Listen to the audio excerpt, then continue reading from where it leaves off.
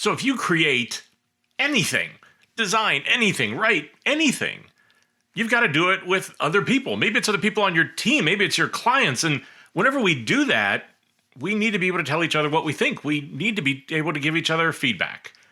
So we do it all the time. So why the hell are we all so bad at it? Why can't we seem to be able to communicate? Well, in this episode, what I want to be able to do is to give you the 3 simple things you can think about. They're going to let you be able to give better creative feedback and help other people be able to give you better feedback. 3 really simple things. Let's get into it.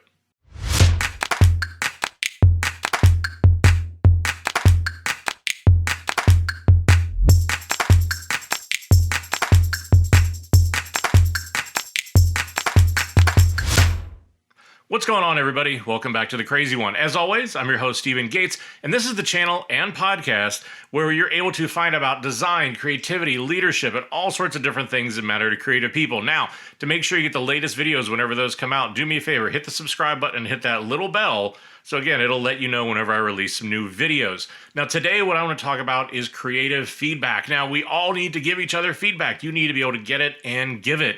So since we're doing it all the time, why aren't we better at it? And so what I want to do is just sort of give you 3 simple steps, 3 things that you'd be able to do, keep in your brain whenever you're giving somebody feedback so that it is useful and that the work actually gets better. Now, the first thing that you want to be able to do is that whenever you are going to give somebody feedback, the first step, the first single word to remember is identify. And that's because the first thing you want to do is to go through and just identify and figure out what are those things that need to be solved or improved? What are the things that we need to give feedback on? Because if it's great, just say that it's great. That's called a compliment. That is not called feedback. And so for me, it's like, look, the first thing we need to do is to be able to identify those things. Now, the other important part whenever you identify is to remember that feedback should not be about you. This is not, because for me, the worst kind of feedback is when it's a personal opinion. Whenever it's like, I think, or you need to do this because I said so, right? Again, that's not feedback. That's an order. That is something that is different. Feedback from me needs to be something that somebody can solve. We're going to talk about that more in a minute. But to also think about and sort of get yourself out of the equation. And that very much goes into the next step, which is understand. Now, the reason why this becomes important is that, again, since it is not about you, what you need to first do is to understand what is the type of feedback they're looking for. This screws up so many people so often. If I am at the start of a project, give me big thoughts, big direction, be able to get those sort of big ideas. But if we're at the end of the project, I don't need stuff like that. Actually, it's just going to make it worse and harder to know what to do. So that's the first thing, is that what you want to be able to do is to identify big feedback, specific feedback. What's the time horizon? Just sort of understand what is the type of feedback they're looking for. Also, whenever you're doing it, try to teach people. That's the first thing you should lead with, is saying, look, this is the sort of feedback I'm looking for. Because if you don't, then again, the feedback's going to be a mess because it's just going to go everywhere because you're not really going to have any idea of what it is they want to do. But the other part of understanding is asking questions. The best way to get feedback from people or to be able to give it is to start with questions, not statements. And this is to ask questions to understand what were they thinking. Because again, they didn't do this for no reason. Or you sure as hell hope they didn't do it for no reason. So let's understand what the thinking was. Don't jump to conclusions. Because so many people will just say, oh, I see what you did and I know why you did it. Do you? Again, I think that's that sort of thing. Is for me, this needs to be a conversation. And more than anything, I need to respect the people I'm giving feedback to. This isn't that old sort of broken way of leading or being in charge where you just simply like, oh, I'm in charge because I get to tell you what to do.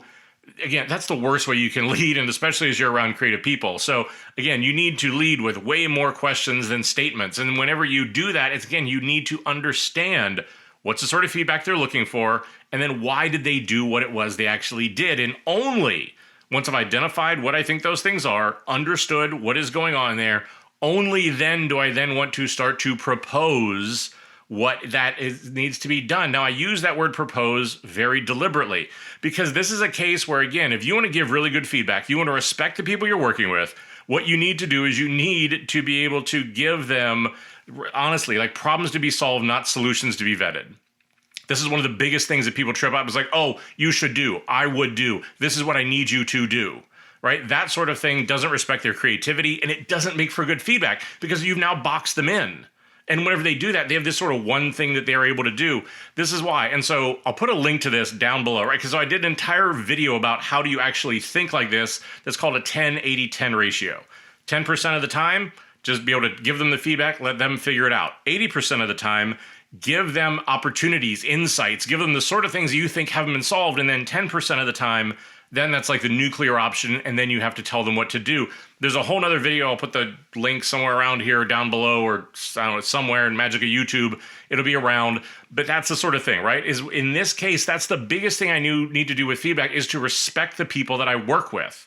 Because again, if I'm making statements, if I'm telling you what to do, if I'm giving you the solution, I'm not asking you to grow. I'm not asking you to bring a different opinion. That's the essence of leadership and working with somebody.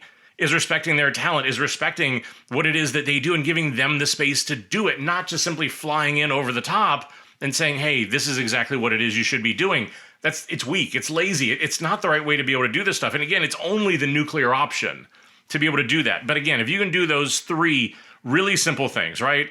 Identify what are those things that you feel like we're gonna need to be able to work on, understand what's the sort of feedback that they're looking for, understand why did they do what it is they do, and then propose at that point. You want to be able to propose those problems to be solved, not solutions to be vetted. And then think about how often are you doing that, and make sure that whenever you're proposing those things, you're respecting their creativity. Because if you do that, that gets to great teamwork. That gets to great creative feedback. And that's going to make such a huge difference. So as always, if this content is helpful, if you like it, if you get anything out of it, do me a favor, hit the subscribe button so you're going to get more content like this. Hit that little bell. You'll get the videos whenever those come out. You can find out more about all these subjects. Remember, there's a whole podcast. I've got nearly 100 episodes about different topics like this. So hey, hopefully this helps. Hopefully this gets you getting better creative feedback. And as always, stay crazy.